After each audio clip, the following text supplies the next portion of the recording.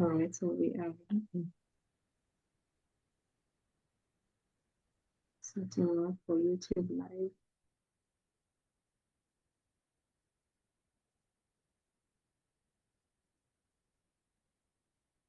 All right, now we are live. We'll go for it. Yes, I can see it from my phone. So thank you so much, Paps, for taking time to join us. And I think we are really, really grateful. I was just thinking about your years of experience. I think over 20 years of working with teenagers. You're really the best person to speak into this topic. And for me, it's not just a topic, it's a reality of our times. It's a challenge that every family and everyone is grappling with. And this is also Mental Health Month. So I want to welcome everybody that is joining us now, joining us on Zoom, joining us later. Our prayer, and that is what we have prayed together here, is that this will reach somebody who needs to hear it. I also feel everyone needs to be equipped when it comes to mental health. So we need to listen to the experts. We need to create spaces for our children and our teenagers. And we need to have these conversations so that there is awareness and so that everybody understands what do I do or how do I handle things. So my name is Carol Tudor, for those we have not met before, and I am the founder of Talitha Teens. I have a team that I work with. Some are younger girls than me, some are my peers, some are older, just as a principle in life to ensure that, there's a balanced relationship in that. And that's something I usually also teach teenagers. So at Talitha Teens, we focus on mentoring girls in various areas. Our key area is menstrual health and hygiene, and I'm going to be talking about Thursday, 28th of May later. But tonight, as part of mentoring teens and really equipping ourselves, we want to have this discussion about mental health. And tonight I was actually chatting with a friend of mine in America, and she was telling me you're in the right place. Like this is important that you talk about this. She was telling me this is global. This is something that this is a discussion that we should have globally. So I want to welcome Paps. I would appreciate if you could tell us a bit about yourself. I think I really want to even highlight the research that you have done in the book that you wrote called Leading Generations. I think that is something we would really, really benefit just to hear some of your findings in those places, and then we can go into the topic of mental health. So karibu sana, Paps. Thank you, Carol. Thank you for having me. So my name is Paps Wanyoge. I am a wellness and confidence coach working with families and corporates in Africa. And my area of interest is preteens and teens. And preteens, it's because we are always thinking of preventive with the 8 to 12-year-olds. And then the teens, it's more of intervention. Because sometimes whatever happens in our teen years is a bit late to the party, but still on time. Because we also believe in the redemptive plan of God. And in my work with preteens, number one, it stems from my own experience being a suicidal teenager. In my 15th year of life, when I was 15, I was suicidal, suicide ideation. And of course, it had been a build-up of before. That is why for me, the preteen years are very critical. I just feel like if someone had journeyed with me earlier on, and if I had known who I am earlier on, then probably the teenage years would have been a bit smoother. But notwithstanding, God had a plan for all this, because that is how in that season he gave me a burden for journeying with children, and especially in the areas of emotional healing and wellness, and of course, purpose, clarity, and alignment, and just inner confidence. We'll make mistakes, we'll fail, but we pick ourselves up. So we also want children to understand that that is something that is accessible to them. And then in terms of my research, 2013 is when I went full-time into this work. And of course, I took two years to build mentorship programs for children. So 2014, and then in 2015, that is when I went out to sell my products, for lack of a better word. And I remember doing a survey in 6 schools and just trying to find out, like, what are some of the children struggling with. Our program is called Facing Giants for children, and of course for teens and preteens. And so we'll go to schools, and then we'll be like, we'll first of all do the talk on David and Goliath. just a story. There are some schools where we had probably better resources and we'll show them the Superbook story or the Facing Giants. There's actually a movie that is very inspiring for teens, Facing the Giants. It's a football or a soccer, no, football team in America. It was how the lessons they learned from it, and it's actually a Christ-centered kind of a movie that I found very powerful. When I watched it once, twice, thrice, 4 times, I was like, this should be part of our outfit when we're going to schools.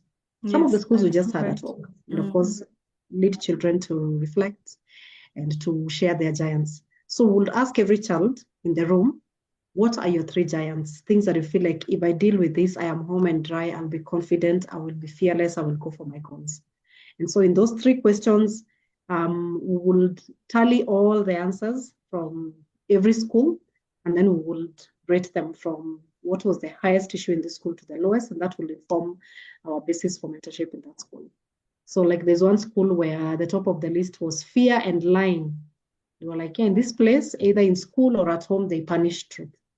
There's one where it is sexuality that was on top. There's another one where technology was on top. So just different issues. And of course, then it will inform the mentorship journey where we're not just talking about what we think children go through. Right. Yeah, It's yeah, actually yeah. what these children in this school are struggling with. So we'll address the top 3 issues. And of course, we'll also invite the parents for a parents meeting to share feedback with them. And of course, to address those issues in terms of how can you support your children in this area they're struggling with. And then we'll train the teachers and the mentors.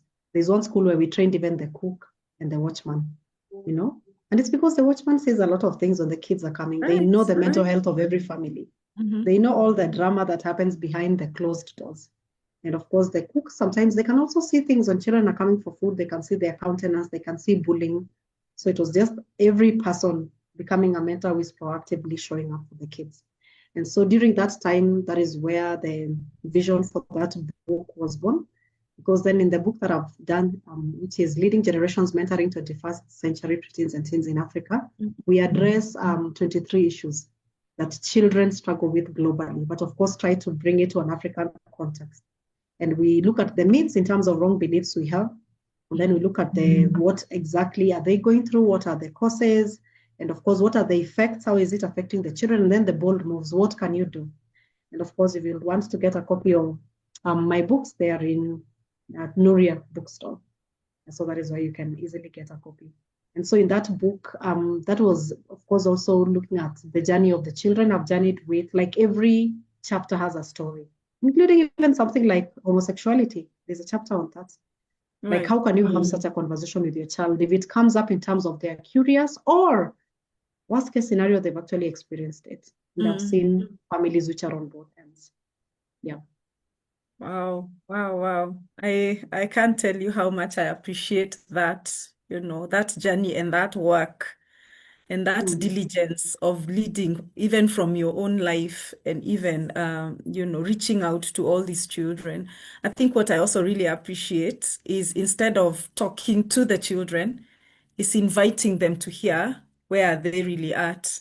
That's something I really am big on, and I'm feeling like the mentoring sessions that we are doing, even for us, are taking that direction, inviting the children into the conversation, because at times we make assumptions, especially now that the issue of the generations has been highlighted so much, and the differences between the boomers, the Gen X, the millennials.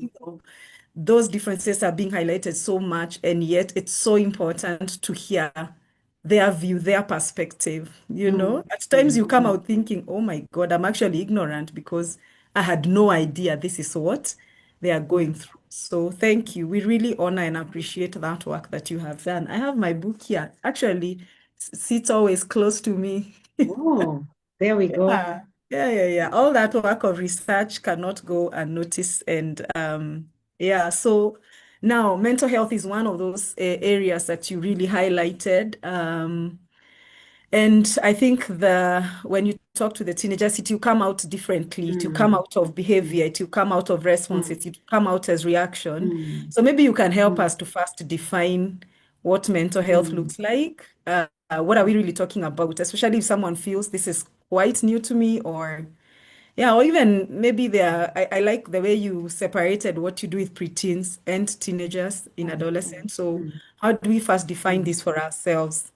Yes. even at a general scope, mental health. Mm. Mm. Yeah. All right. So as you think about mental health, probably just breaking it down. Number one, mental health is almost sounding like a label nowadays, you know. Of Yeah. course, it's a spectrum that is constantly shifting in terms of the dynamics of mental health. But if I define it simply, I'll just think about mental health. It's not just about the absence of mental illness, you know, and of course, that is what people fear, especially the older generation. And they think about, you know, I'm struggling with my mental health. I feel like I'm going crazy. You Mm. know, it's not like the absence of mental illness. It's actually the emotional and psychological and social well-being. I'll actually call it, I will just define mental health as that. If you are Yes. psychologically and socially and mentally well, then you have good mental health, you know. And of course, it's because our mental health affects how we think, how we feel, how we act, how we handle everything that is happening in our lives. And so the moment I have wellness in those three areas, and of course, now as believers, we also add spiritual wellness Yes. Yes. as part Yes. of our mental health wellness. Because, yeah, it's possible to go through storms of life, but because you're anchored in God, then you have a Mm. bit of stability and smooth sailing, even in the crisis. So Right. it's not just the absence of these three storms, it's actually the presence of God as well. So Okay. when it thinks about mental health, I'll just say it's just beyond the absence of mental illness in terms of I don't have schizophrenia, I don't have bipolar disorders, I don't have any, you know, I don't have any mood disorder. Mm, mm, Not mm, just absence of that, it's actually the presence of psychologically I'm healthy, emotionally I'm healthy. And mm. this morning I was just thinking about the letter that Paul wrote to Gaius, not Paul Peter. No, it's actually John. Yeah, third John. It was the old version of John, the disciple whom Jesus loved. And he's writing to Gaius and it's like, I pray that Yes. everything is well with you, that your spirit, your soul is prospering even as your spirit prospers. Yes. Yes. So I would Yes. actually think like, even in terms of mental health, if someone is very spiritual, but they're not handling relationships well, they're not handling emotions well. And of course, you remember the book we've studied together, the Emotionally Healthy Spirituality, where it says you can never claim to be spiritually mature if you're not emotionally Right. mature. Yeah, Right. so it's actually wellness in all those areas. And I think even as we think about children, it is helping them to cultivate wellness in all those areas. Mm, Emotionally, in terms of how they show up, how they express themselves, how they deal with difficult emotions. Psychologically, in terms of how they handle overwhelms, what techniques do they learn? And of course, also how they process things, how the self talk, all that has to do with the mental space. And of course, also how they show up in friendships, in relationships, at school, at home, and of mhm. course, also with themselves, because the first relationship is with you. So when you think about mental health, I will think about all those spaces. And I'll also think it's learning to normalize stormy days in our lives, you know, as standard part of being a human being because Right. our goal is not to be perfectly 100% happy all the time. It's Hmm. actually Hmm. learning how to navigate the weather without drowning and without allowing the Right. wind to carry us away. So I think like when we are building all those skills, that is in a nutshell what mental health is. Wow. I think I'm hearing you say, life has all these aspects. I don't know what to call Yeah, them, yeah. dimensions. Let Mm, me use mm, um, what's her name? Dr. Kendi. She always says life is multidimensional. And she says yes, that yes. in church to Mm. us because we are always saying life is spiritual. But then life is actually multidimensional. I agree with Kendi As on we are that. always saying Yeah. how life is, and it's from the Mm, first time she said that, I was like, that makes a lot of sense mm, because mm, that's what Pete Scazzero talks about, that emotionally mm, healthy spirituality. So the mm, balance of the emotional part, the psychological part, the spiritual part. mm.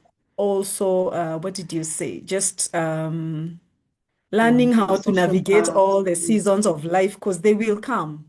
Yeah, Yeah, yeah, they will.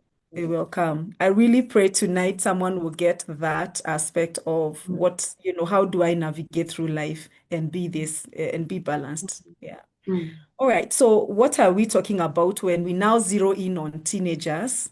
mm, Um, what are some of their challenges? What are some of their struggles that you have encountered, maybe in your mm, therapy sessions or even mm, in the research in the schools? mm, I don't know. I think teenage is one of mm, the ones everybody grapples with, mm, everybody. And if we mm, all talked about our teenage years, mm, maybe some did not know how to voice. I think now our children are more vocal and they are mm, speaking out or they are more mm, expressive. And Yes. maybe that becomes a bit scary for some, Mm, maybe parents and so on. But what are we looking at when we talk mm, about mental health in mm, teenagers? Hmm. mm. All right. So I think in my book, I've categorized the different areas that are triggers for mental health in children. And of course, it's also based on what the children shared when we did the survey that we did, because we categorized all those issues into different envelopes. So number one is the home environment. That can be one of the most devastating triggers of mental health in children. Even from my practice, I feel like when it's home issues, they are very, very complex. It's like a very, very hairy kind of a giant. Because remember, sometimes those are places they will never leave. School, we can change schools if you're struggling with schools, but you can Right. never leave your family. Mm. So sometimes when things are at home, for example, sibling rivalry, of course, parents who are addicted or just parents who are emotionally unstable, especially parents who have outbursts, and of course also just home environments that are neglectful in terms of we just give them food and shelter and clothes and we hope for the best. But Yeah. there's no emotional connection. There's no intimacy in a family. That is actually a trigger to mental health. And then, of course, um, the other thing about environment is also the neighborhood. Sometimes our children are not being agitated by just us. It's also where we live. We remember, like, Lot is raising his kids in Sodom and what they had to go through every day. So sometimes Right. when you're parenting in Sodom, then all those dynamics of the neighborhood, violence, and just people who are also abusive in terms of neighbors or probably children who are also verbally, like you'll realize your child is speaking languages and behaviors from outside your door. All those Mm-mm. things can contribute to their mental health struggles. And then number two is the school environment. I feel like school has become, I remember like hosting um, pajama party for 12 to 15-year-olds. And none of them were like, school is stressful. I was like, do children struggle with stress? Yeah, what is your number one stress? All of them were like school. And it's because sometimes the pressure that is in school, every school wants to succeed, every school wants to be on top of charts on everything. And sometimes that pressure is transferred to the children. And then, of course, it doesn't help if that child is not getting sufficient help from home, or maybe there's also a lot of academic pressure at home. That could also be a trigger to mental health. And then, of course, number three, I usually think about the environment of the child in terms of the inner environment, the Right. wrong beliefs they have, irrational beliefs, and of course, just self-talk that is negative. All those things can really put down a child without anyone's help. And of course, Okay. it stems from self-perception, body image, self-image. All those things are a very complex dynamic that a child struggles with silently. And then, of Mm. course, just the society. The media and social media space has become a whole world that we didn't have as one of our troubles when we were growing up. But right now, it's defining children. Right. Instagram is defining their lives, the Reels and Snapchat and all these other places, media and technology, and of course the addiction, the high dependence on technology, the screen time they're afforded at home, like all that really, really becomes a massive trigger that probably we didn't grow up in. And then the other thing is just friendships and relationships. The fact that children have their own social space. There are places where they want to fit in, they want to be liked. Sometimes they are not liked as much as they would love. They don't want to share their friends.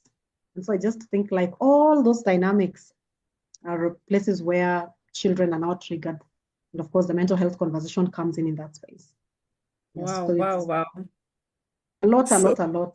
I just feel yes, like I've not we are exhausted it, but surrounded. it's and gaming, It nimesahau gaming. it Yeah, feels that is also a place overwhelming. of mental health. Yeah, And you and remember not they to have a very mention, deep need to win.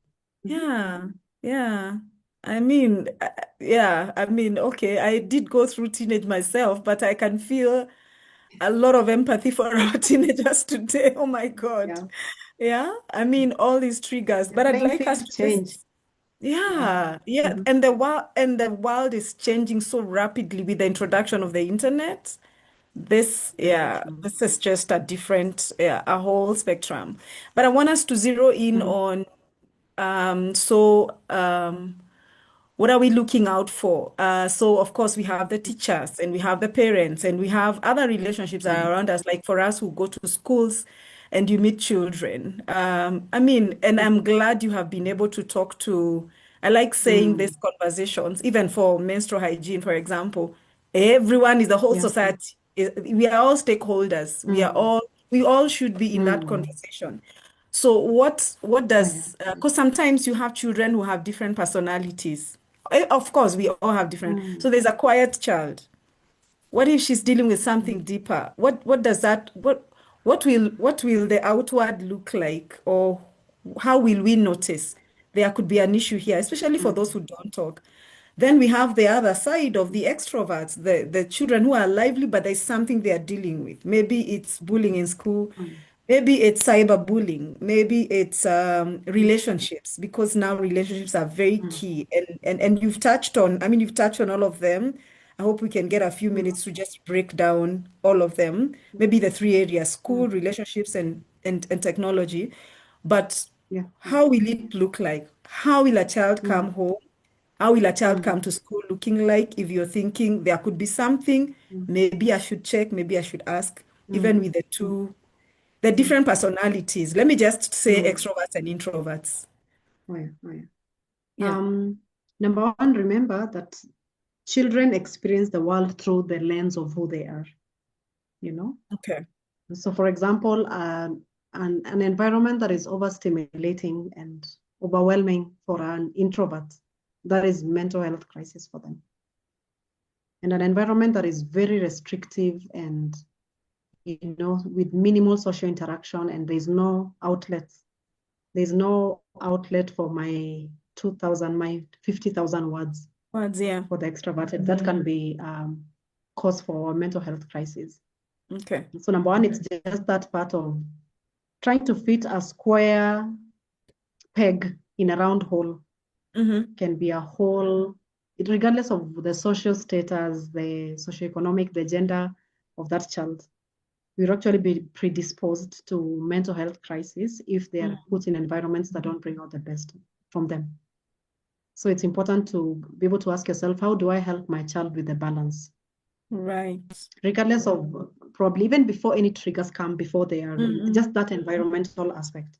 Number one, I usually think like every parent should create a space for recovery when their children come home. Mm-hmm. So remember, the introverted child, when they come home, they want to rest, they want to relax, they want to talk less.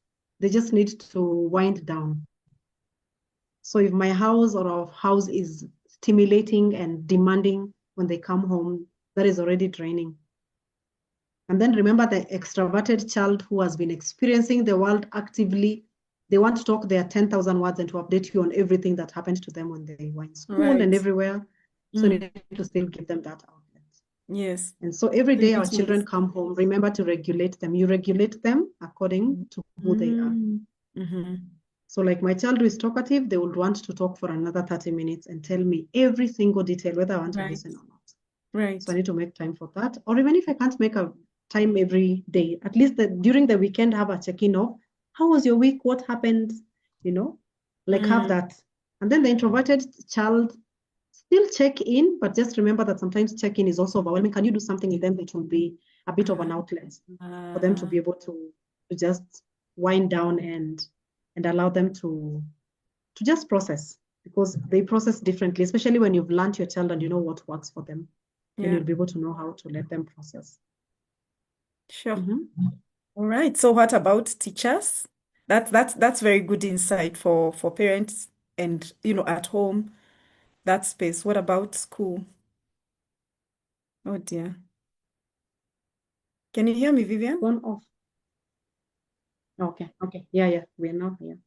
I Okay. can hear you.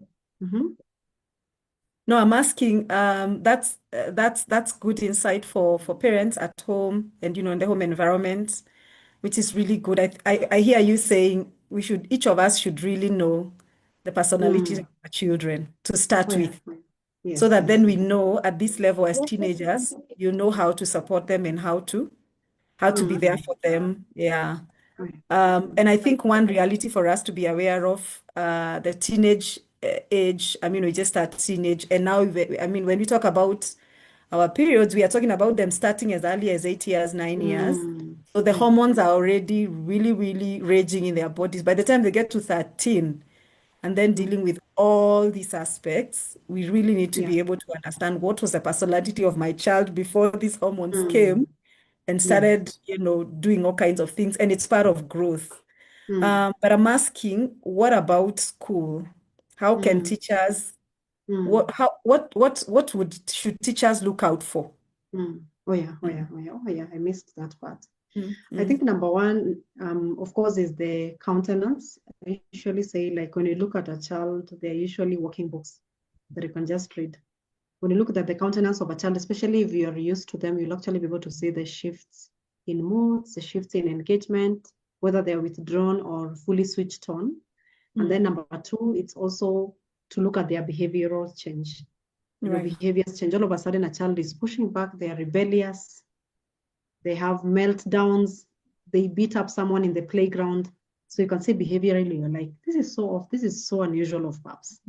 She Mm, doesn't behave like this, what could be going on? The other mm, thing is just observing, you'll actually be able to see the change in terms of they are unkempt, they are untidy, they are sloppy with their right. homework. You can just see, like, in terms of how they show up, this is not their best. And of course, the other thing you'll also be able to see is how they are relating. For example, are they withdrawn? Are they probably aggressive towards their friends? Mm, Are they probably sensitive or sensitive in a way? If you even make a joke or try to engage them, there's just that aspect of feeling like something is off. And yeah. then, of course, in the extreme cases, you'll realize absenteeism. You'll actually realize they are more sickly, they are more absent. It's like they're really struggling. Maybe they come and they have to go home. Then you'll be able to see it like, oh, something is off. But I Right. will actually say the most important thing is for a teacher to be able to understand the children. Like, them in a way, you will notice these things when they happen. Because it's possible to be with 100 children every day, and of course, it can be overwhelming. I'm just thinking of public schools, Yes, where yes, yes. sometimes the teacher doesn't even know the name of every child in class, leave alone knowing their mood changes. So I feel like it's a bit idealistic that we'll expect teachers to do all this on top of that to teach and to make sure that the grades are coming through, and at the same time they're noticing everyone changes of behavior. But I usually Mm, think, like, if I feel like something is off with my child, I should also be able to check in with the teacher in terms of how are they doing in school. Or even right. when something is off in your family. For Yeah. example, we've gone through separation, we have a whole transition, someone is sick, we have lost someone. Like, it's important to also check in with the teacher in terms of how is my child doing in school? Mm, Are they mm, affected? mm, Because remember, sometimes children can brave things at home, but when they go to school, they fall apart.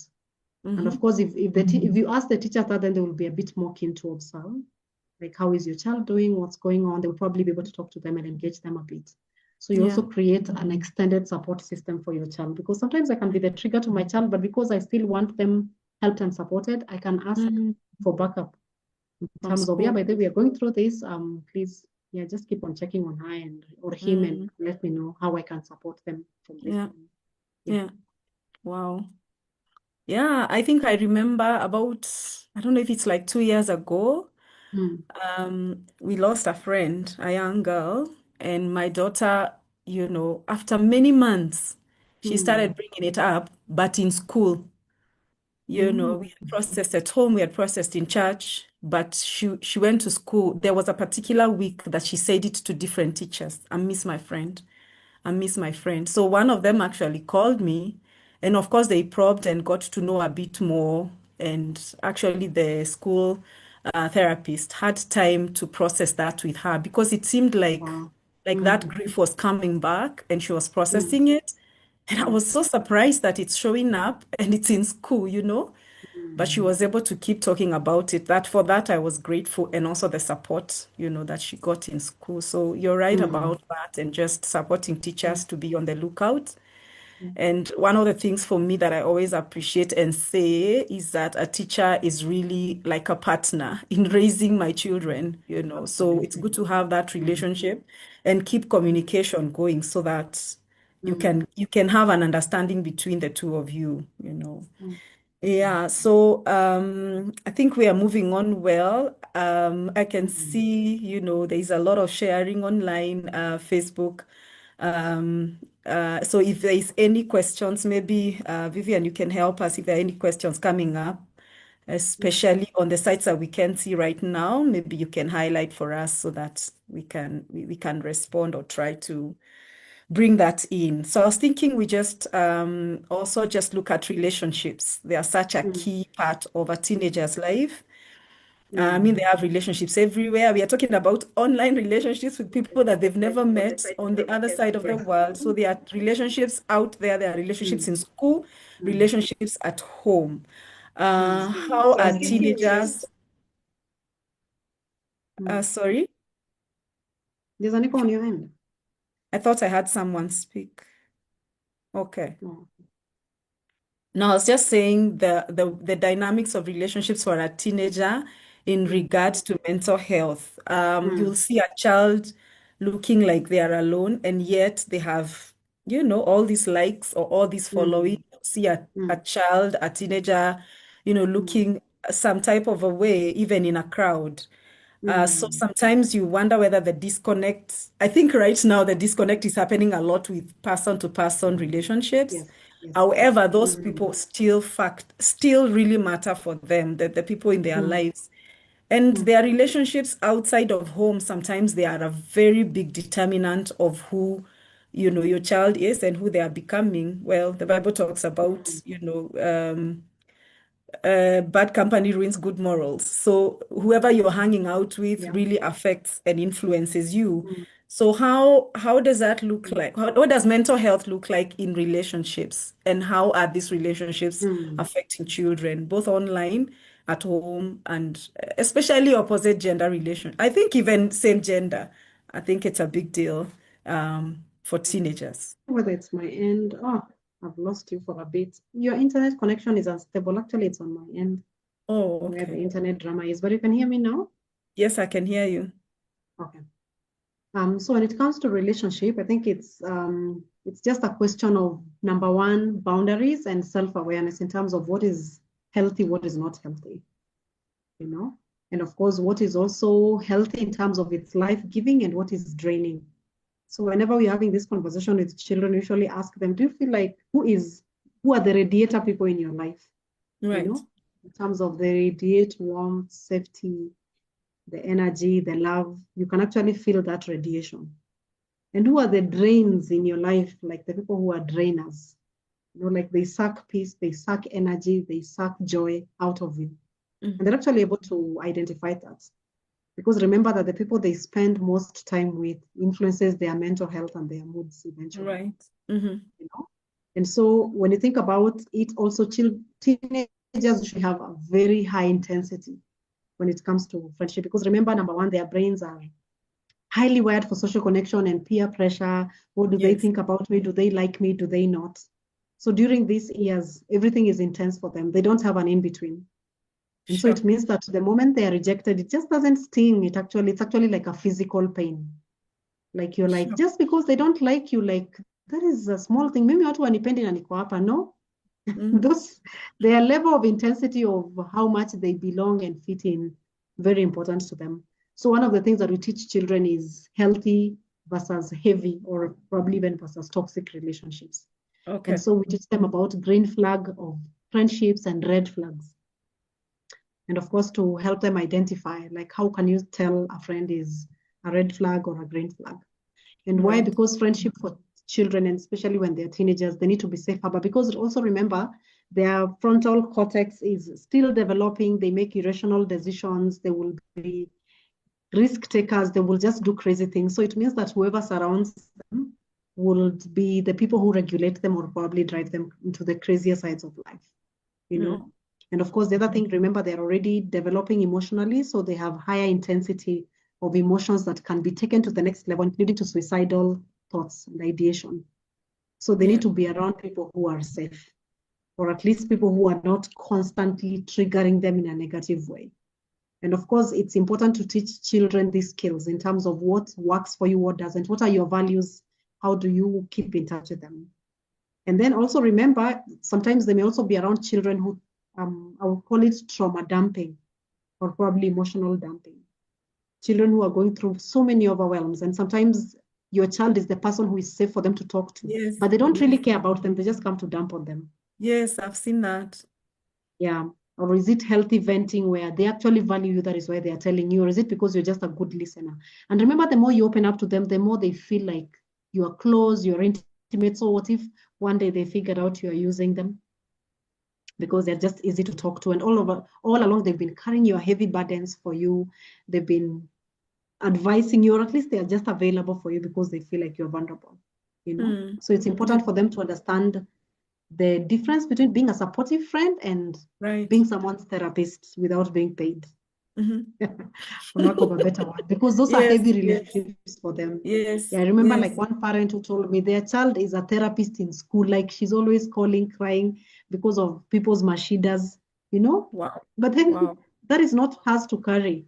But the children who actually know, they look for safe people because they know you're quiet, you can't share my stories. So I dump everything on you so that I can Yes, feel relieved, but I don't yes. care about you, you know? So I don't allow you to take chance to also dump yours if you have any.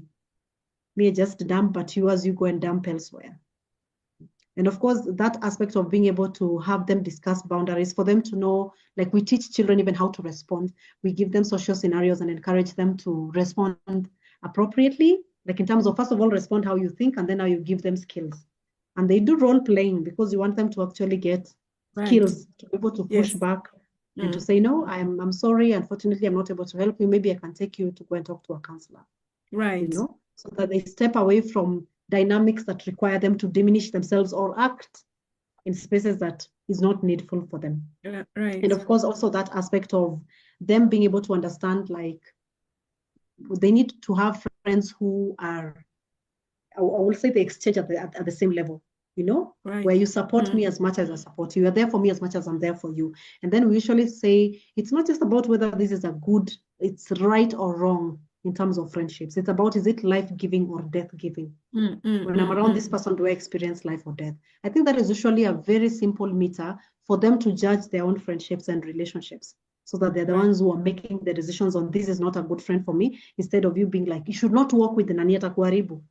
It's actually teaching them how to have that intelligence so that even when you're not on site, they're still able to choose life-giving friendships. Right. Of course, also for them to realize they need to also be a green flag friend. What do they need to work on in their own spaces so that they're also life-giving to them? Mm. Yeah. Mm. So those are skills that they can actually use, not just, it sounds like a skill everyone would need in life, really Yep.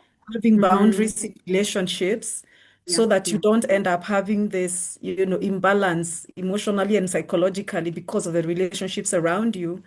I'm absolutely. just reminded of, this sad story about parents who are talking about how they lost their daughter, and they said she had a severe syndrome. Like she felt she always needed Mm, to go out and rescue her friends and be there for them, and and so at home they really didn't know what she mm, was carrying because the burden was very heavy for her. mm, And, I mean, yeah, very, very, a very tragic story. mm, Yeah, okay. mm. I think I'm really, getting a lot of awareness and really Yeah. understanding Mm, where our teenagers are. So, what about the social media aspect and mm, technology? I feel like we haven't exhausted mm. the apps and the online things. Sometimes I'm like, oh, there's another one. I mean, and now it depends on the continent you're in. Yeah, You yeah, know, there are people who are always only on Facebook, but not yeah, the teenagers. I mean, yeah. it's Instagram, in TikTok, Snapchat, and so many more.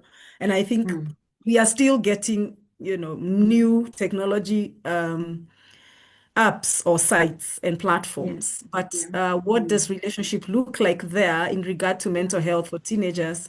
How do Mm, they know what to look out for? Is yeah. this what is affecting them? What is affecting their Mm, mental health on mm, social media or mm, online? If I can just mm, say online, yeah. yeah. Mm. So when I think about social media, number one, we make that disclaimer in terms of it's not inherently evil, you know? Social Uh-huh. media is not evil in itself. I mean, there's a lot of good that happens there. And it's important to, first of all, highlight that in teams, conversations with teams.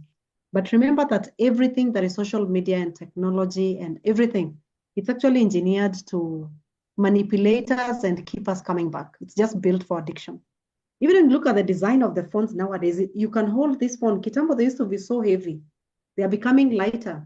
They are being engineered for addiction. the Sure. sleek designs. It's just easy to It's hold in your light. hands Yes. comfortably. All these things, they're engineered for addiction. Hmm. And of course, remember that it's also manipulating our brain chemistry in sort of ways Mm. over time, over a period Mm. of time.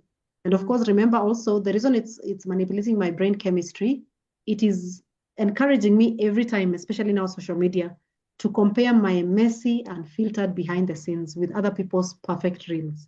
Right. Everybody else is flawless, everything is curated, Mm-hmm. everything is just looking so perfect. But that is the highlight reel of other people's lives. I don't see their behind the scenes, but I'm so insecure with my life. And then Mm. remember also the algorithms, they keep on feeding me what I watch, where I look, you know. Right. So it starts feeding me the content that mirrors my anxieties. And of course, it traps me in that endless loops of doom scrolling. I'm always getting to the bottom of it and I don't. Mm. And so when you think about it, it's just that aspect of we are not working on total restriction and, screens off and Mm, let's mm, go mm. back to the Yeah. stone age. It's Mm. actually just focusing on digital boundaries. But remember, when a child understands values first, they understand who they are. Because I usually think when my child is struggling with identity, any other thing amplifies the Right. insecurity. Right. And so it's that part of, are they self-aware identity? Do they know what healthy relationships look like? Do they know what healthy self-image looks like? And then now wherever they show up, that is what they mirror. That is what they amplify. So I always think like every child is amplifying what has not been addressed. So remember also the people that they follow, the things they listen to, who are the celebrities and the people that they think are making it in life and they're always on their feeds. That is also a reflection of my child's insecurities, including mine, because I am also there, just Mm. on a different side of the street, but we are on the streets, all of us, you Yes, we know? are. Mm-hmm. And of course, sometimes they're also following people who are making them feel like they're not enough. Like we are not enough as a family because there are other families which are really doing well out there. Why couldn't Right. my mother get me an iPhone like that child that I follow online? Look at the life they live. So all of a sudden, it's in comparison that they start feeling inadequate. They start feeling like less. And of course, we usually teach them the power of unfollow, the power of muting feeds that are feeding you with anxiety so Mm. that you realize that I am also in my mental self-defense mode.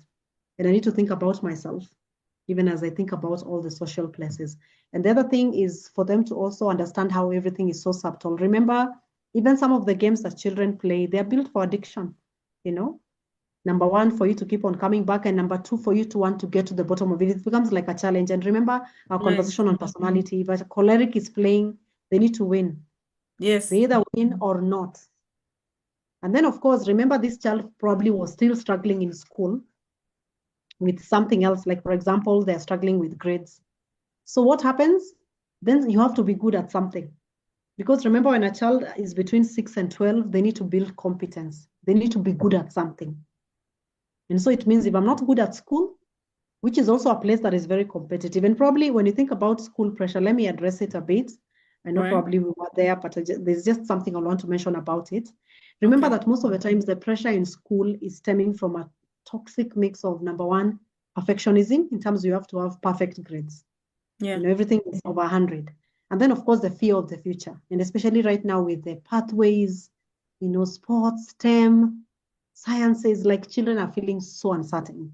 And then, of course, number three, the belief that there's a single grade that defines your entire worth, especially for us who are in 844. You just start to have this single grade. But the problem is now when you think about it, it doesn't have this healthy motivation in terms of I'm doing my best, because I care about my future or I want to just honor God with my best. It's actually the destructive pressure of I'm a failure if I'm not perfect. It's either 100 or nothing. And remember now, this child that is not competent in school will try to look for competence in other areas. And that is where sometimes social media, in terms of winning challenge, I have more followers than you. They've started measuring their metrics with other things besides the school success, you know? And so the concept of not good enough is no longer just about schoolwork. I've actually met a child who feels like they're so good in gaming. Why are they even in school? Why should I struggle to figure out math and chemistry? I remember when we had a boot camp for boys, and one of them was like, I don't understand why we learn history. Why should we learn about dead people? And probably that is a subject they are not good at or they don't really care much about. Yeah. And so when you are trying to measure a child against a piece of paper, instead of their measure of intelligence, character, future success, then they start looking for other outlets where they can be competent. And so if I can't shine in class, let me shine elsewhere. Let me just have my own space. And that doesn't require me to run around the field. I don't need to be a sportsman. I don't need to be smart. I just need to have a screen and learn other things and do other things. And of course, you remember the time there was a challenge that was done. Was it in 2019? I think it was before COVID, the Blue Whale, where children were doing the challenge of not breathing. And none of them died. I remember it was in Githurai 45. Yes. A child died because they won the challenge, but they won it dead. Yeah, because they didn't breathe for so long. Did they last for like 23 seconds or what was it? So imagine this child is still trying to prove they are good at something. So remember 6 to 12 is the area, or is the age of competence. A child needs to know they are good at something. So if they don't, they carry that insecurity to teenagehood. They have to still keep on figuring out what they're good at. Yeah, so it's important to understand how social media then amplifies that insecurity. Yes. So to be able to support our children when it comes to, gadgets and social media and technology, I think you're saying, it's here. It's here. It's part of our lives. So we need Their life, to it's their really, world. and they are ahead of us by far. By We're just far, catching by up. far. Yeah. They're living in the future. Right. So it's all about really encouraging and teaching the boundaries, the digital boundaries, but really identifying those insecurities that they have. Yeah. Because it's going to really become Yes. amplified online. Yeah. Well, sometimes I think it sounds scary. But I think for me, these conversations are to equip us. I think that's something I learned from you I don't know how many years ago. That area where you feel challenged, go and inform yourself, go and equip yourself, go and really understand. Yeah. I wanted to really look at maybe just briefly on body image. I think it's a big deal when you're a teenager, how you look like. And like you said, what we see online is perfect lives, perfect homes and perfect images Perfect bodies, and flat perfect tummies, bodies. Yeah, get ready with big me or behinds. something. Yes, and I was told clothes. it's called the Everything body is T. perfect. And Teenagers are brands. talking about the body T, the T body. What's The a body that is to T-body? the T. Oh, okay, perfect. Yeah. Yeah. I And was of course, thinking about the shape T. I'm like, okay, what does that look like? Okay, perfect my to daughter the told T. me it's T upside down so that you are like this and then like this. All right, okay. The T body. Okay, so what does that,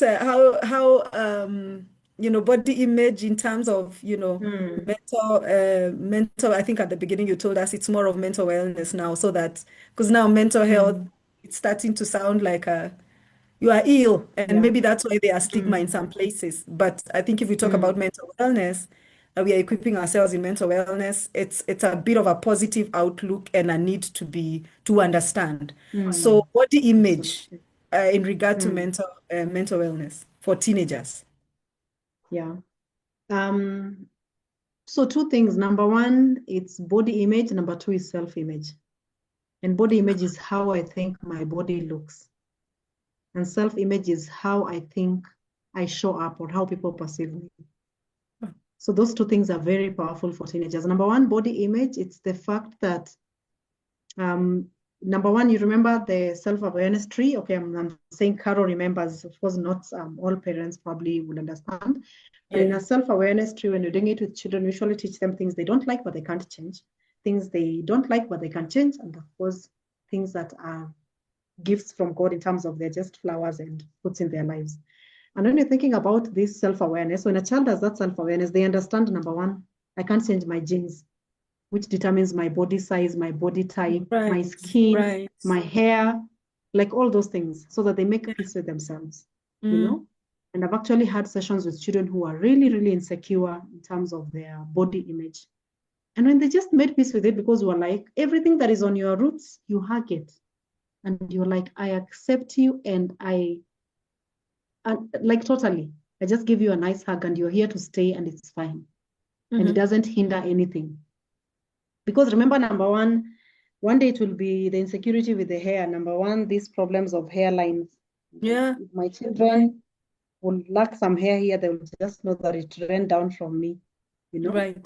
And of course, also the volume of the hair, the texture of the hair. They may want the flowy Wazungu hair, so it means that they will want the Brazilian and all the 300,000 kind of wigs. But I would want my child to wear that because they like it, not because it makes them, or they think it makes them look better. Yes. Or Like accepted. number one, it's coming from, yeah, you've accepted yourself, you love yourself, you just love trying different looks. But it's not like this look makes me better than the other look. Right. And then, so now, number one, the insecurity, especially for girls, it's number one, the hair, number one, the skin, is it flawless? You know, I actually learned about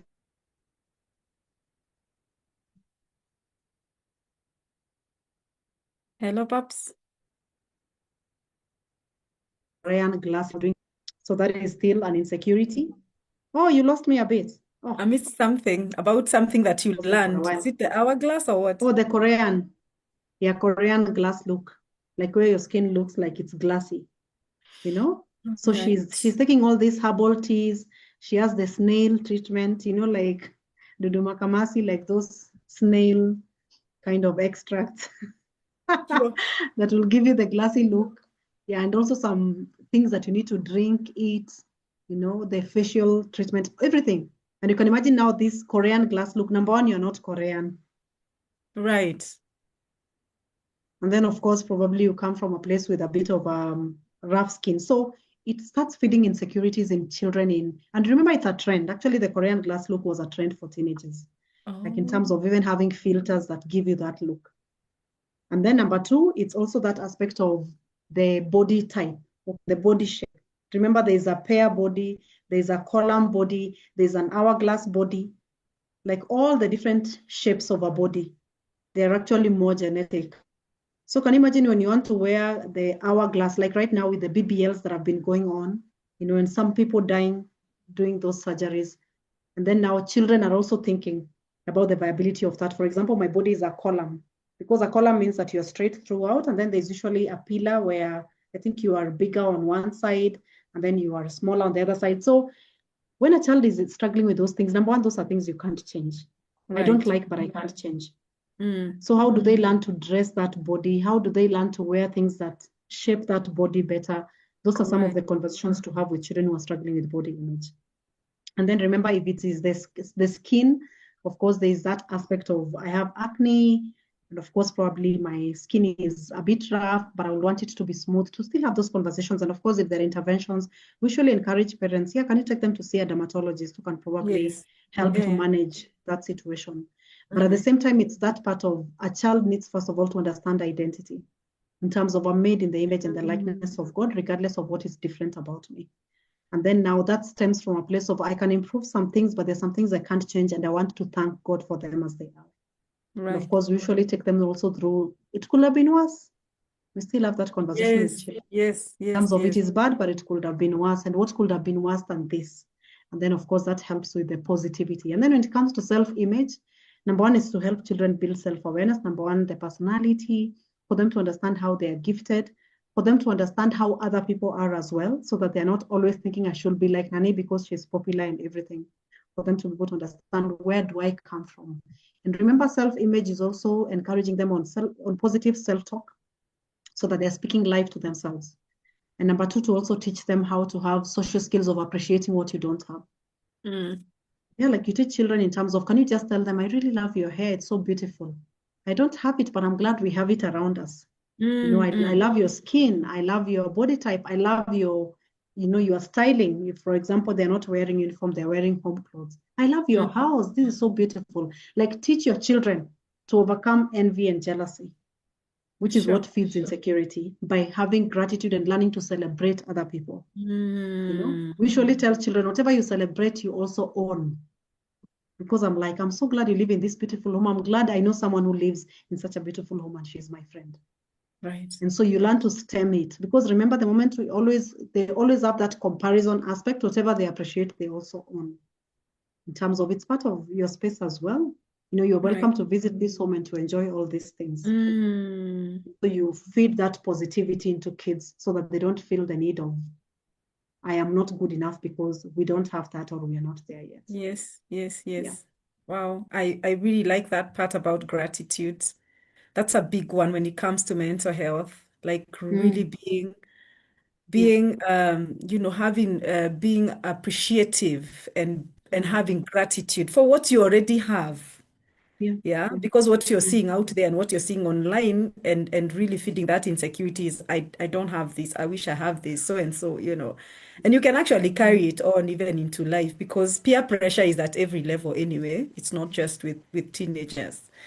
Awesome, awesome. So I think we could, begin to land this plane and Yeah. just maybe speak to a parent who is feeling overwhelmed. Maybe they are dealing with a child who is going through depression. Uh, and sometimes there are children who will not ask for help, those silent ones. Yeah. So how can we, what can we encourage a parent who is um, Mm. having a child going through mental health aspects? I mean, even suicide Mm. thoughts Mm. and sometimes I think for me, maybe the young girls that I have talked to or have talked to me, at times I struggle to know, are you just thinking about it or are you really planning to do something about it or are you trying to escape or where is this? And you have mentioned it in leading generations. So maybe just a parent who is feeling overwhelmed. This child Mm. has come home and this is how they look like. Are they just going through teenage, or is this Mm. really a mental health issue? How can we, what would you say to such a parent? And Mm. what kind of help should they seek? Mm. Yeah. Thank you, Carol. So number one, for me, I always think like it's important to understand just from a spiritual perspective. Life is spiritual. Our children's destinies are spiritual as well. Mm, mm, And so there are many times I need to remind myself I'm not waging war against flesh and blood. This is not just mental health. This is also a demonic attack. right. And it's a demonic attack not only on their destiny, but even on our family. Yes. So I usually Mm, encourage, get support, get into prayerful spaces, encourage other people to pray for you and to pray for your child. mm, Because there's nowhere God can't reach. And you see, the reason I'm putting this as number one on my list, I was a child who was struggling with suicide, but yes. I had a prayerful mother. When I look Mm, back at my life, I just think I am here because, that woman I'm prayed. fought Yeah. with all Mm, her might and strength. And I mm. just feel like understanding everything is spiritual warfare. Number one, it first of all puts you in a place of not being helpless, like in terms of not Uh-huh. feeling like this is beyond me. Yes. And then Yes. number two, you also realize like, I mean, one day this will be something we'll look back to because God will give us victory. Mhm. And then number two, I usually say get help for yourself because sometimes you're also not the best person to support your child when they're Uh-huh. going through mental health because you may be on their list of the reasons they want to die. You're a toxic parent. Mm, Yeah, yeah, sometimes I am the toxic parent and I need to get help for myself. right. Of course, to also get help to know how to handle my child. I remember that Mm, one season we were going through a very difficult season in our family, a difficult transition. I got help, for myself to just know like how do I go about this? Whether it's from good books, but just don't assume you can figure it out or you know mm, everything. mm, mm. Get help. There's no weakness in saying I don't know how to do this. It doesn't make you a bad parent, doesn't make you a weak parent. It actually Yes. makes you a parent who is willing to do their best, including Right. getting help. Right. And then number three, get help for your child. It's not everything that you can solve for your child. Sometimes they need someone who is specialized to help them. They need someone who will help them see life differently, and someone who will just help them see life from a different perspective. And then, of course, finally, just remind yourself if you, especially, I've seen parents who are honestly doing their best. They're at Mm, their best. They are mm. doing their best. They are giving the child their best. Yeah, sometimes learn to also wait things out in terms of just saying this is a phase, it will pass, but at the same time, keep on looking at those three areas. Do I need to get help? Do I need to get them help? Do I need to also commit it to God and get other people to stand with us and to join Right. us? And then Right. the other thing, just because my child is struggling with mental health struggles doesn't mean I'm a failure or I'm not a good parent or I'm not doing enough. Yes, that's a big Sometimes that one. is the Yeah. deception of the enemy to make us lift our hands up in, like there's I've nothing else I can failed. do. Yeah, I've I'm a met parents failure as a who, parent. yeah, I've even met parents who feel like I've done my best for you. There's nothing else I can do. I've given Mm, up. You know, you sure. do you. You want to die, go and die. There's no one Mm, who said, hata kuwa wa kwanza kukufa. Watu wamekufa na maisha yakaendelea. Of course, that is a parent who is really in a place where they are heartbroken. You know, yeah. and also to remember, the Bible says the Lord is close to the heartbroken and those who are crushed in their spirit. And sometimes things that are happening to our children can crush our spirits, can break our hearts. But remember that the Lord is close. That is why treat it as spiritual warfare. I usually say, I'd rather accuse the devil of something that is not the one and let him get away with it. That is All a right. Pentecostal. That is a Pentecostal talking.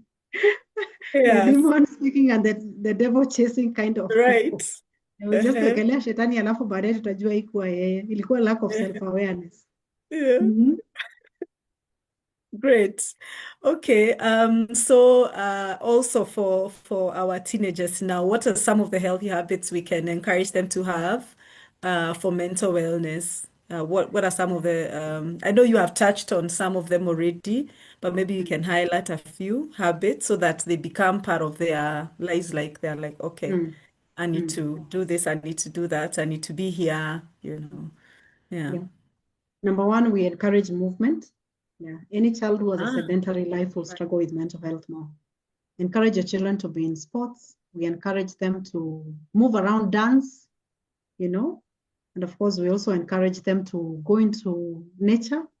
I think if there's anything that our children don't do enough, especially children who live in urban areas, is yes. go into nature, you know. Mm-hmm. Let Mm-hmm. them go to Karura and walk their heart off.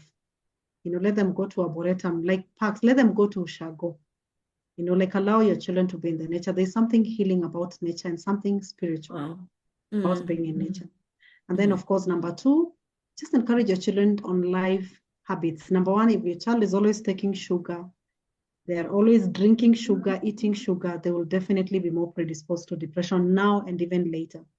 So encourage healthy meals in your family, encourage balanced diet, encourage hydration, encourage vegetables, encourage fruits. So that life would actually predispose your child to a bit of a healthier, in terms of mentally as well, because mm-hmm. what we eat also supplies life to us. And then number Right. three, teach children how to breathe. Yeah, we teach our children how to breathe. Like all our programs, every coaching session I've ever had with a child or an adult, we teach them how to breathe. And we actually tell them, you can do that when you're overwhelmed, when the exam paper is almost coming, when you're in trouble, learn to breathe. It helps you make better decisions and have more clarity even when you're stuck. And then, of course, the other thing, learn them to be vulnerable. There is no shame in not being perfect. You know, be vulnerable, allow other people, especially safe people, to see your other side. Cry in front of people who are safe. You know, vent, learn to express yourself, learn to be assertive, speak up for yourself. There's sometimes my children have come complaining with something. I'm like, you go back to school tomorrow and handle it. Your mother is Paps Wajiro from Nyeri. Yeah, go and handle it. Like someone who comes from the roots of Nyeri. And anyways, we don't go that far.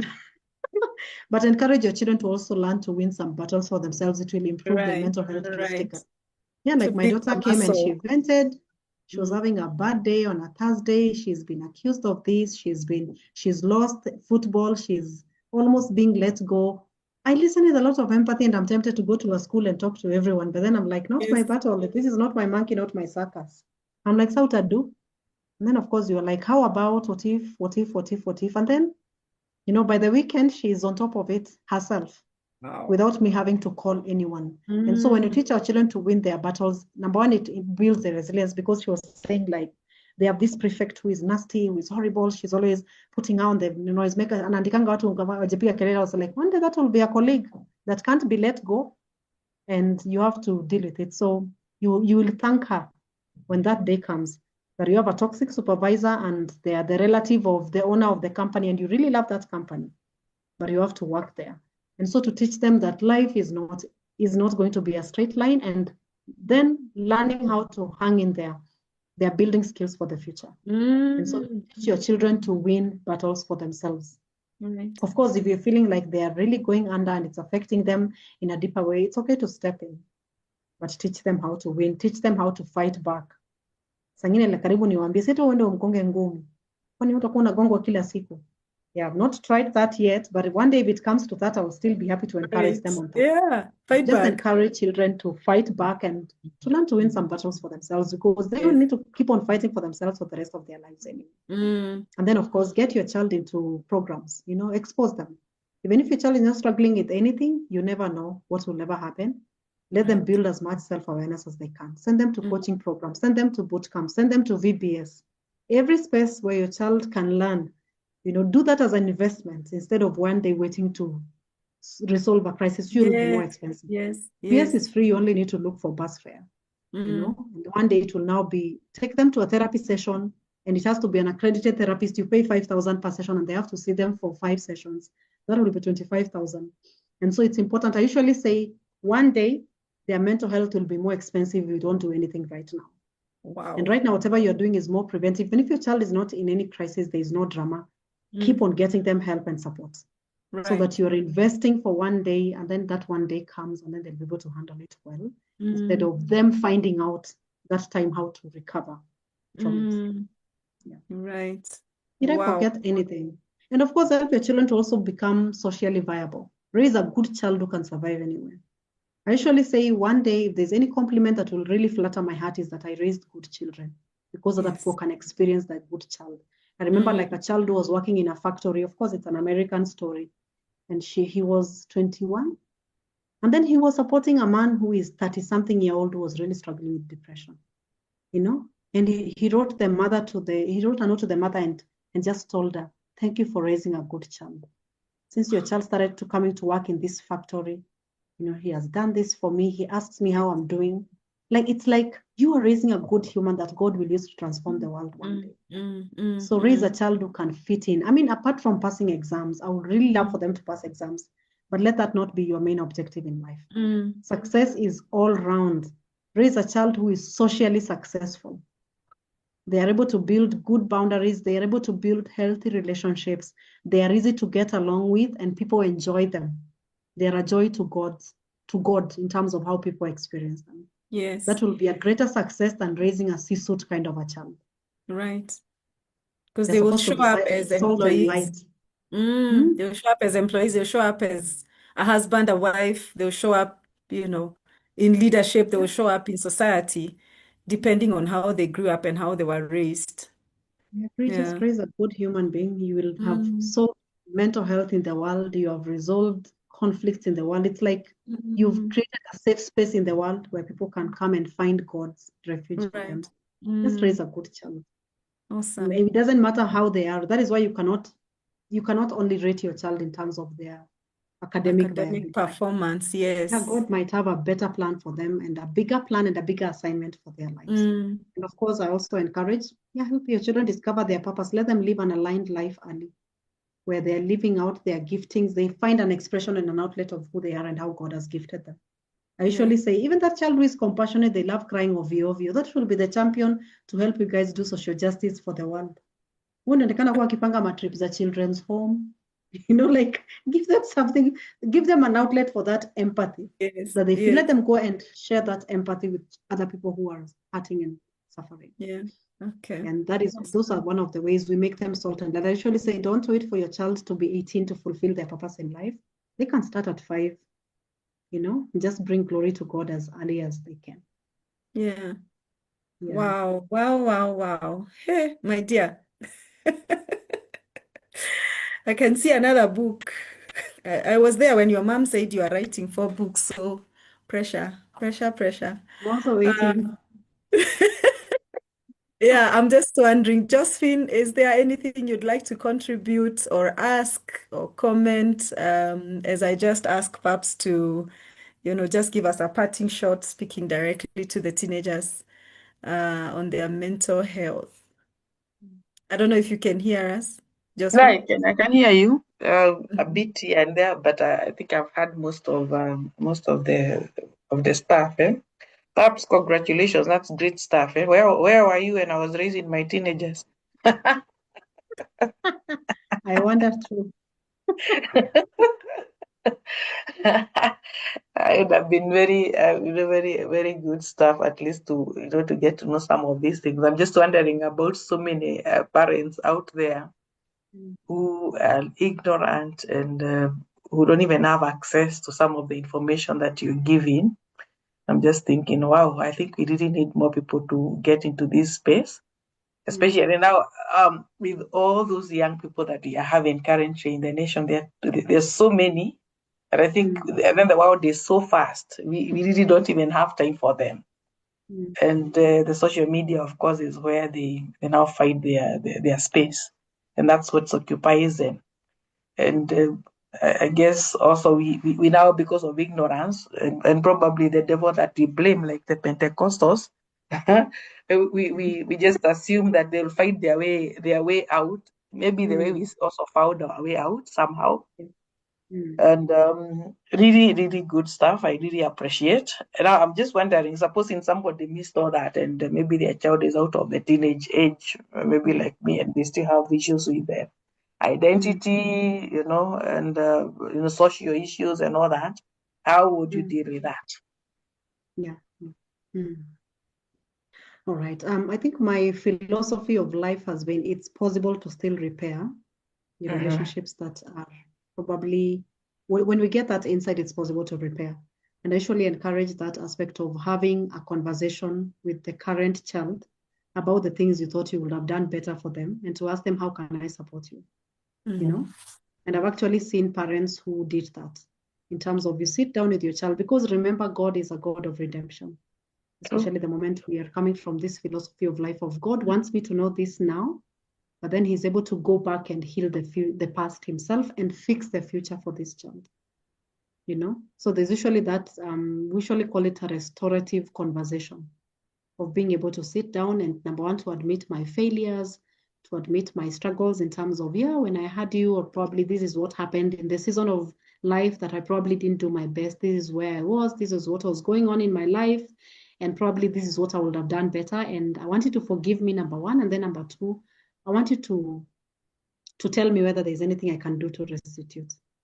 Is there anything you'll want me to do to repair things and to heal things that I probably didn't do for you? Is there anything you'll want me to say that I never told you when you wanted me to say? And it's such a blessing when you want to do this when you're alive and you're well, so just talk to your child.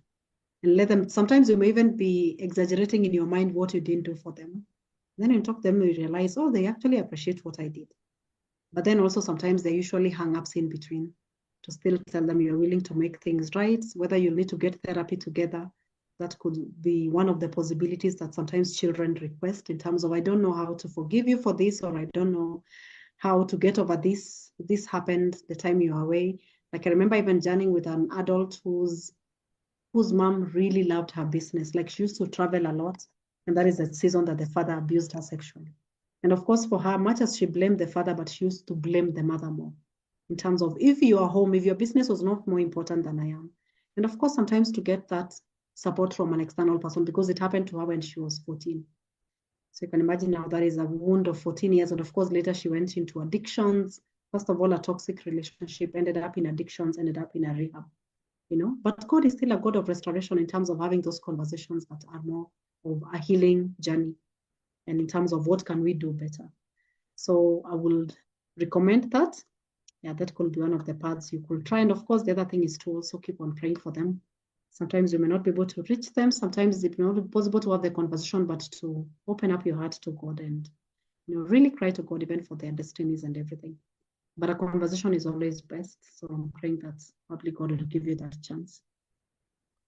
All right, great stuff. But what would you say would be the role of the church? Of course, we are raising a lot of teenagers. Like when we go to church, we have teenagers whose parents don't even come to our church.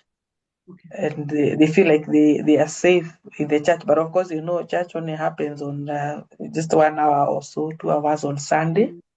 Because once in a while, they have a few programs here and there. But really, how would you even help these?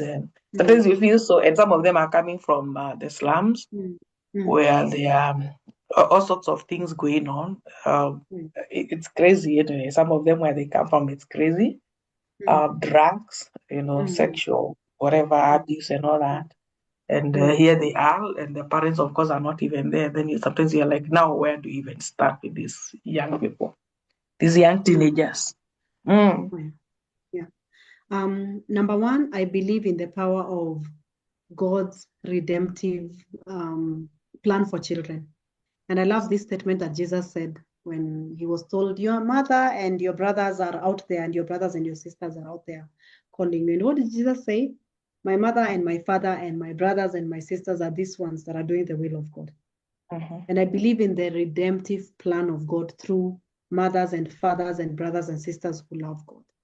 You know, even if the parents don't come to church, the siblings don't come to church, that one that God has a point of contact with.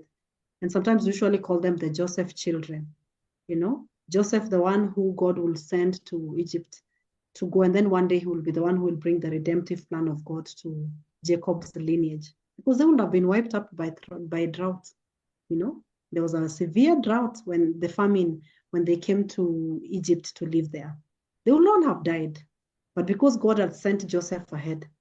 So we usually call them the Joseph children, children that God will sometimes redeem, and then one day he will use them to become the redemptive contact of the families they come from. And so as the church, I usually think like our work is to do the best. I remember one day, I think I watched somewhere CITAM sharing their stories about how most of their members came through VBS. Okay, not most, but they had a very big population of members where children came for VBS, they were discipled, they were fed, they were loved on, and then their families. They encouraged their families, or they insisted that I want dad and mom to come to church with me. Especially on that Sunday after VBS, they usually say, or they usually have the kids present in church. So they're like, tell your moms and your dads to come. And that is how some of them brought their families to church. They actually say like, many parents have joined this church because of their children.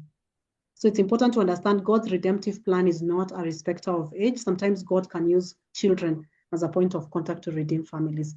And so the responsibility of the church is to be faithful with this child. You disciple them. And I usually say that children are the most expensive and the least popular disciples in Christian circles because they don't have money. So they're a liability. You know, that is why many churches don't build kids' church. Kids' church are usually behind the church. Like there's so little investment made for the kids. I usually respect churches that have equipment for kids' church and everything. Like they treat it as a church. It's not a babysitting project. So until the churches stop thinking like we are babysitting so that the parents wasikilize ujumbe ndio waweze kutoa pesa, and we actually think like we are discipling these ones because God can use them for his redemptive plan right now, not in future. These are not future church members.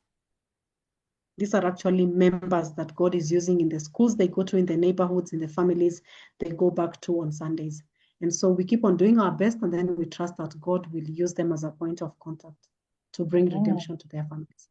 And of course, that aspect of, can we care enough to go and visit their families as well, instead of waiting for one day when they will come? Because remember, some parents have church wounds. Some parents have a negative perception of church. They believe church is a prosperity gospel, especially when they watch Mamito talking about war and all the other things. I mean, they will never want to step foot in church when they are all watching Kanyari and, you know, Nganga. Like those are the verbatims they have of church. They will never come to church. But if they see human beings who care, they showed up. Because remember, it's not about them understanding the whole body of Christ. It's them seeing a part of a body of Christ that is alive. And if you can demonstrate that, let's go and visit those kids who come to church and their parents don't. I know their parents live in the slums. They also don't have offering. But can we go and love on them? Can we take a packet of buns that cost 50 bob? Hizo mandazi za streets. You know, like just show them God's love. And we're not coming to preach to you and to tell you about our church. We're not coming here to market our project. We're just coming to love on you. We want to know about you. How many children do you have? How old are they? How can we pray for you? And then pray and go and allow God to do the conviction work. Nice. Thank you. I love that that they're not future church members. Yeah, They're members of the They church are the now. church. They're actually the church. Nice. And I'll get back into you, Nani Paps. I know we have a lot of things in our church, and I think it would be nice if it were possible you can come and share with them issues, mental health. I think it would really help. But thank you so much. You're really doing a good job. That is it's brilliant. It's such a blessing. I'm blessed. I'm challenged, and may the Lord continue to anoint you and make you a blessing to many for his own glory. Santi sana. Glad I joined. Amen. Mm. All right. Vivian wants to share something, I think, from the Amazing discussion. Yeah, we are getting Thank you, feedback Vivian. from the YouTube. So we have Tabitha saying, amazing. I feel so empowered as a parent of 2 teens. And then we have Martin, who is just quoting what you said, raising a good human being. Awesome. Then we have one question from Sophie. I think her question is gender related. My child is now describing as they and them beyond the moral code. How do I approach this situation while being a safe space? Thank you for sharing that. So, of Thank course, you. Sophie, number one, I will encourage you to buy the book, The Leading Generations, because like I said, there's a whole chapter on homosexuality. Myths, we have facts about homosexuality and effects of homosexuality, and also bold moves, like what can you do if your child is ready for that conversation. So yeah, go to Nuria bookstore, yes, and get that book that Carol is displaying, Leading Generations. And why? Because it has more conversations than just that one. And I usually encourage parents to systematically go through that book and have every conversation with your child, especially if they're above 10.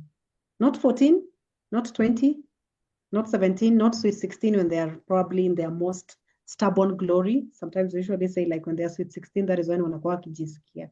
But from 10, children are ripe for this conversation, especially the ones they have already brought things up. Number one, when a child is talking about them and they, mimi ni them, mimi ni they, I will first of all say, don't panic. Just be curious in terms of how they arrived there and ask them about the other alphabets they know.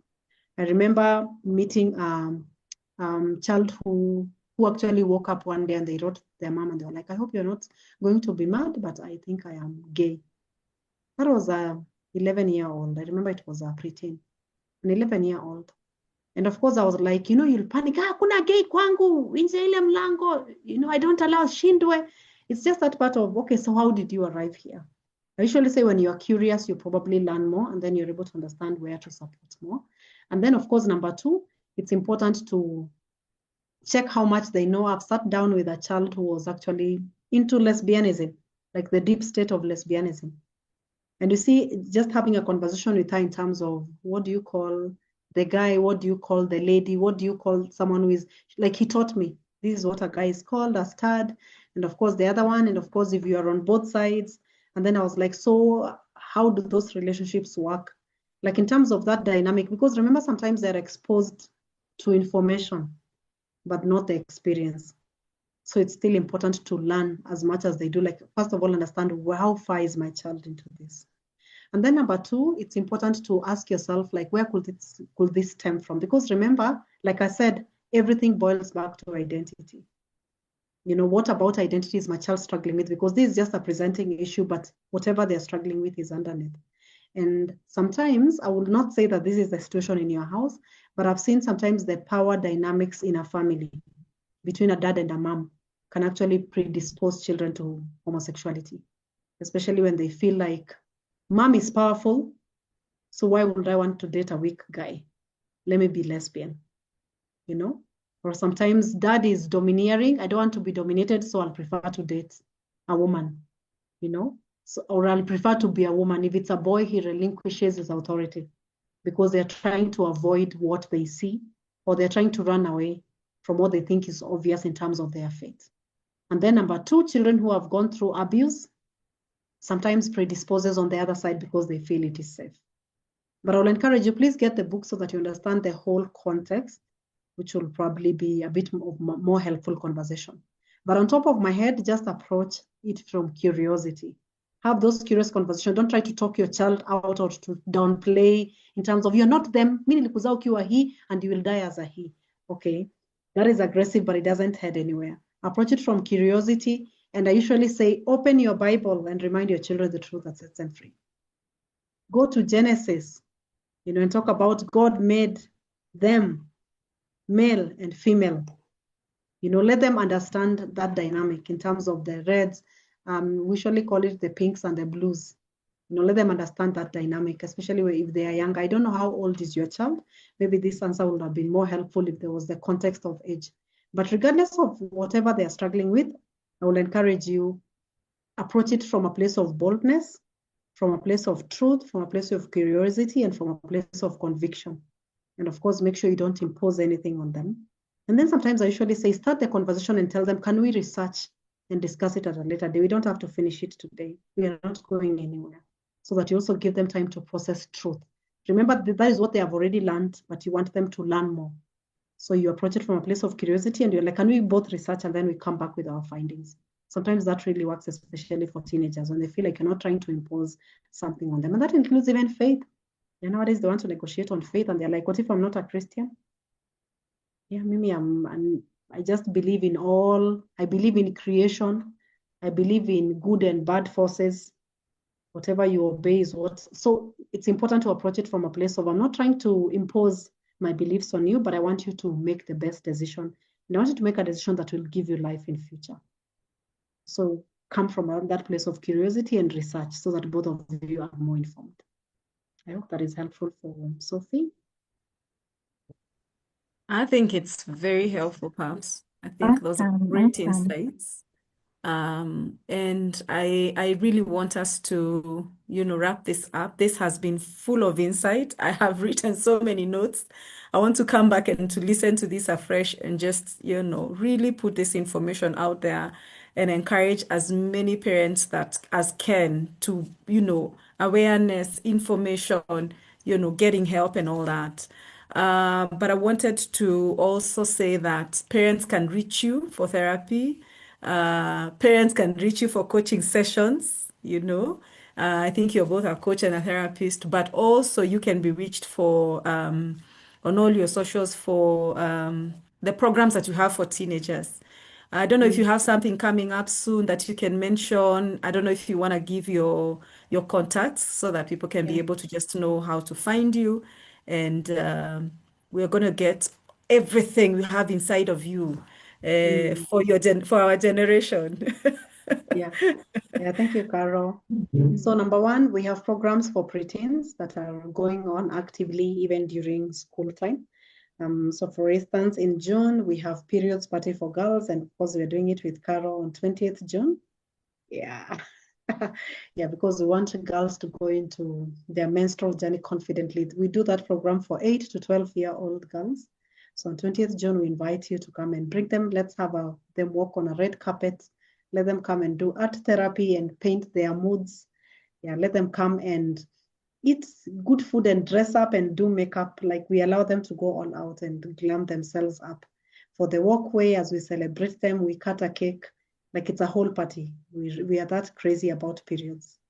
And then, of course, we shall also be having on 27th, vision board party for children. That is for both boys and girls, still preteens. So they come together. Sorry. Vision board party. That is on 27th of June. Okay. 7th June. Yeah, we shall be having a period. Pajama. No, not a pajama. I really love these pajama things. Vision board. Yeah, vision board party. And it's because we want to encourage children to set a vision for the next 6 months. So they'll be setting goals for the next half of their lives. And we're like, did you achieve what you had purposed? Because we usually do it twice. So we'll be having this one and then one in November. But this one is usually powerful because it reroutes them. And of course, just bring them to a place of clarity. That is still preteen. 8 to 12. 8 to 12. And of course, 13-year-olds are always welcome. So we shall be having that on 27th. And then in August, that is when we are having the mother of events as well. In August, we shall be having number one, the pajama party for the younger ones. This time we're doing it, and we're having still the sexual conversation, but in a more friendly way. We're talking about my blooming pajama party. So we want to just teach them about how they're blooming, how can they protect, things that are blooming until they produce fruit. So that will be still for the preteen girls. And then, of course, the boys will go to the forest again. We shall be having a boot camp for the boys again in end of July. That is when we shall be having them going back to Ololua, still on identity, but for boys. And of course, we have men who will be facilitating that. And then on August, the drum rolls for the teens program. We'll be having It's actually called a spiritually bold teen. And so we are running a program that is full of apologetics conversations. Like, can children come and judge faith and everything? Like, we're just putting it out there in terms of, is the Bible real? Does God exist? Like, we Is provide it a a flat platform world for or a children. round world? Yeah, is it flat, or why aren't we falling off? And to allow Yeah. them to ask those questions, if God is so good, why do evil things happen? Mm. And of course, we are inviting children into this place because we want them to own the faith. Instead of it's my parents who are imposing this on me. We want children to say, to write the name of God on their foreheads and to say, I Amen. belong to God. Amen. And so we are having it for 2 weeks. It will be a marathon program where every day we are doing a class. They will be watching videos because it's a program that is structured, Alpha. And then, of course, at the end, we have a spiritual renewal retreat for 2 days where we are trusting God to fill them with the Holy Spirit and for them to learn how to not interpret scriptures, but to read the Bible and to allow it to have meaning to them. So it's not just things they're reading. And we want children to experience God in that weekend. And of course, we want them to experience God systematically. We want to teach children to lament, about their pains, about things they're unhappy about. So it will be a very practical kind of a heartfelt journey. And of course, we'll be inviting the parents to the graduation ceremony. It will be a 2 days retreat. And of course, they'll be fasting as well. We want to teach children how to fast early enough. And that is specifically for teens. So it will be for 13 to 18-year-olds. And of course, it will be 2 weeks. And then 1 week, we go to Arboretum. We learn to listen to God. We learn about prayer. And then we come back for another week of studying. And then we go for a 2 days retreat. So it's a full on. It's 15,000. And of course, we are running it on an offer for the early birds at 12,500. So we'll encourage parents, get your children out there. Let God become their God. So that wherever they go, you know that God will go with them. Let them learn to hear God for themselves. Let them learn to read the word of God for themselves. Let them learn to also share about God to others on their own. Like, for them to be like, this is so good, I have to tell others. Because you're also teaching them on that aspect of using faith, as a space to also love others, to love them in a way that points them to God. Yeah, that one I've really gone and on and on and on for it. That is how passionate I am about it. Yeah, so that is the spiritual renewal retreat. It will be happening at the first 2 weeks of August. As soon as they close school, I think we're starting on 4th. The retreat should be on 15th and 16th that weekend. Yeah, so that is also something else happening. Wow. Thank you. Thank you. I can hear how faith is such a key part of all your programs and why we really Carol, want if to. our children don't know God, it doesn't matter what else we are doing for them. Right. Yeah, for me, I Right. feel like the best thing you'll ever leave to your children is Christ. It's a Like, faith, for a them to faith have a legacy. relationship. Yeah, like I look at myself and I'm just thinking, like, if I didn't know God, I'm not sure I will be alive. Right. It has been post-Christ kind of a life. Yeah, that is the Mm. best inheritance we can give them. And it's because I also see adults and children who are walking in so much destruction, and I just feel like if they only know God, and they know Yes. how loved they are, and they know how kind God is, and they know how compassionate God is, and how He loves and cares for them, then they wouldn't have to bear all these loads alone. And of course, they will also make better decisions in their lives. They will not be in and out of jail. They will not be in and out of the rehab center. If they know God, the Bible says, raise a child in the way they should go, and even when they are old, they will not forget. So they may have a relapse. I usually say in Isaiah, they can have a bit of a memory loss, but they will not forget. Yes. They can just have a slipping away, but they will come back the moment they were grounded on God's truth, not on religion, on relationship. Relationship with God. Wonderful. Thank you so much, Paps. I can't tell you how grateful I am that you shared all your knowledge, your expertise, and even the heart of faith and your walk with God. I really think we should create more sessions and really just get to equip as many people as we can, as many stakeholders as we can. So thank you so much. As we close this, I just want to say, I've said we are closing a few times. Now we are really closing. I just want to remind everyone that the 28th of May is the Menstrual Hygiene Management Day globally.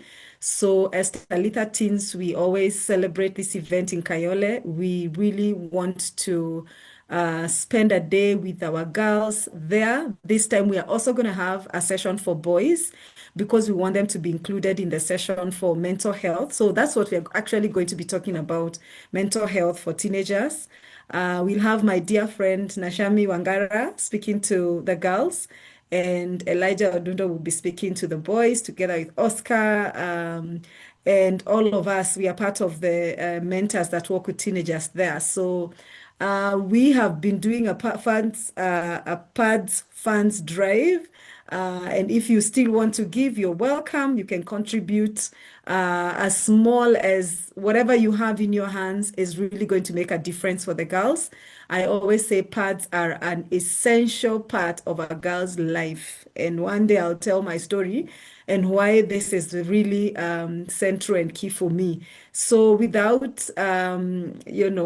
taking any more time, I want to thank everyone who joined us, maybe on the other channels, YouTube, Facebook, and even here on Zoom. Thank you for your time. Let's continue talking about mental health. Let's continue to equip ourselves. Let's continue to really, do our part. And even really, for those who are believers, to strive to or depend on the Lord to leave our children a faith legacy. Thank you so much for joining us. Thanks, Vivian. Thanks, Josephine. Thank you for those who are on YouTube. I wish you a wonderful night. Let's keep talking. Asanteni sana. Bye-bye.